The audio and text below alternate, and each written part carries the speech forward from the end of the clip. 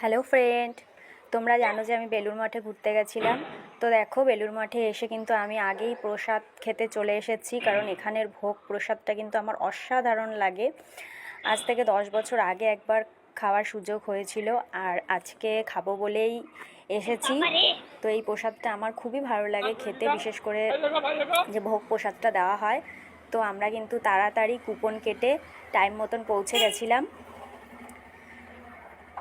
দেখো কত সুন্দর জায়গাটা করেছে। এইভাবে তো আমরা খাইনি, এর আগে কিন্তু নিচে বসে খেয়েছিলাম সবাই মিলে। তো এইবার প্রথম এখানে বসে খাওয়ার সুযোগ হয়েছে। দেখো কত সুন্দর পরিষ্কার, পরিবেশটাও খুবই ভালো। আর দেখো কত সুন্দরভাবে আমাদেরকে বসতে বলছে, পরপর বসিয়ে দিচ্ছে, এত সুন্দর ভালো ব্যবহার, খুবই খুবই ভালো লাগছে আমার।